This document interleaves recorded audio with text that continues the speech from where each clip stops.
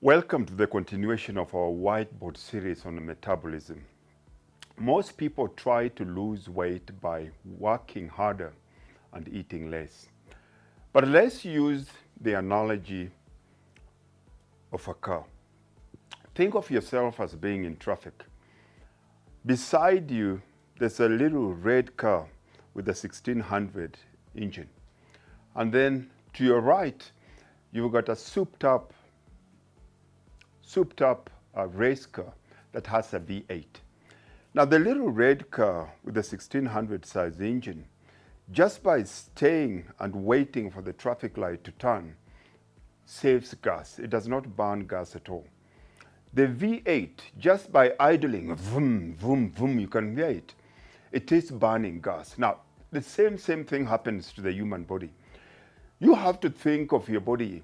If you want to burn fat, rather than trying to empty the ocean using a spoon, the best thing you can do is to upgrade your engine.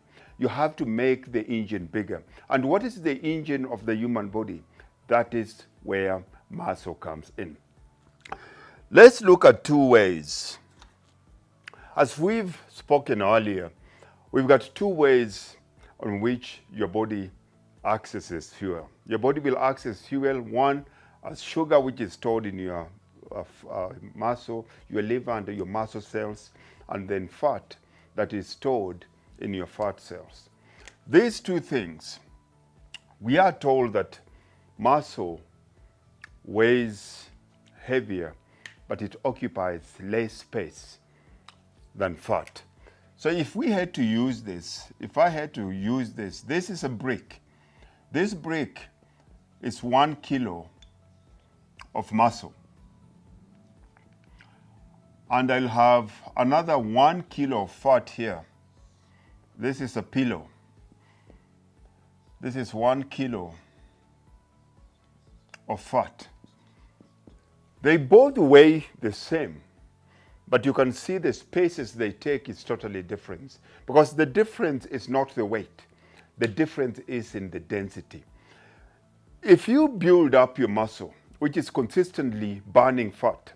Now, first you have to ask yourself, how do I build muscle? Building muscle will determine if that becomes the ultimate goal for you starting or embarking on a fitness program. It changes what kind of exercises that you take. If we're going to build muscle here, the first thing that we have to start with is resistance training. We have to do weights. And when we talk about weights, most women will always say that I don't want to look like a man. Lifting weights resistance training is not only lifting weights. Your body is also a weight. How many people do you know can run on that treadmill for an hour, but they cannot do a single push-up? How many people do you know can ride that bike for hours, but they can't do below the knee squat? How many people do you know they've been going to the gym since the death of Jesus, but cannot pull their own body weight up? And what that means is that if you go on that scale, you've lost weight, you're 10 kilos lower, but if you look at yourself aesthetically in the mirror, there's no difference. You've just become a smaller version of who you used to be. So you end up being a skinny fat person. Your body shape hasn't changed because your body composition has not changed. The only thing that will impact your body composition is muscle. Now, number one there becomes resistance training. And resistance training starts with your own body weight. You need to be able to lift your body. You need to be able to do a push-up, do a squat, be able to pull your body up. And then number two here is weights. And then when it comes to nutrition, we're talking about protein intake. Quality protein. Your body has a certain amount of protein that it needs on a daily basis for you to function metabolically. When we're talking about that V8 car and it's idling in traffic, the same thing your body does when you're sitting, when you're sleeping, when you're watching TV, when you're working on the computer. The more muscle you have, the more fat you're burning, just like that truck a V8 truck that is in traffic. So the more muscle you have, and for you to build muscle, you have to use your own body, be able to use external weights and bring in proper high quality proteins. Fats here. Most people that are fats here, people that go to the gym with the sole intention of losing weight while in the gym, they'll always be favoring more cardiovascular exercises than resistance training. If you go to any gym, the treadmills are constantly full. If you go to most gyms, most group aerobic classes are always full. And most of these are always dominated by women. Because women, number one, believe that if they build muscle, they're going to end up looking like men. Secondly, most women are scared. They don't know what to do in the gym, and nobody wants to look stupid in the gym. And then number three, most women don't have time. Because they don't have time, they want to go into these structured programs where they'll be in and out after 45 minutes. And of course, the last one is just not prioritizing the quality of muscle or weight that you lose, just being fixated on losing 12 kilos in 12 weeks, irrespective of how much of that weight comes from fat, irrespective of how much of that weight comes from muscle. Because if you're losing muscle, if you're going to lose 10 kilos and 8 of those kilos have come from losing muscle, then the net loss is worse. You become a thin, fat person. You're worse off than when you started that program, because from a metabolic point of view, you're only burning fat while you're physically training in the gym. That's if you're very strong-willed, very disciplined, very tough-minded person. You're pushing yourself consistently. You go to the gym. You are burning fat at that moment. But the minute you walk out through that door, the minute you step off that treadmill, the minute you come off that bike, the minute you stop that rowing machine, at that point, at that cut-off point, straight away you stop losing weight.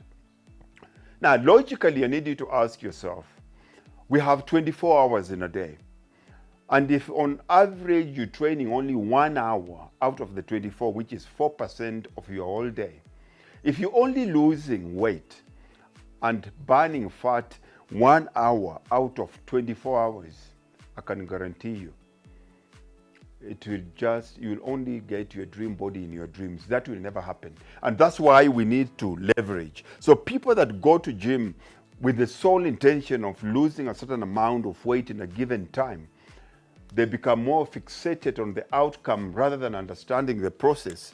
The first thing they do here is the exercises they choose. They choose more cardiovascular exercises, which there is nothing wrong. Cardiovascular exercise is good for heart stress. But if it is your main source of workout, then you're going to end up losing muscle.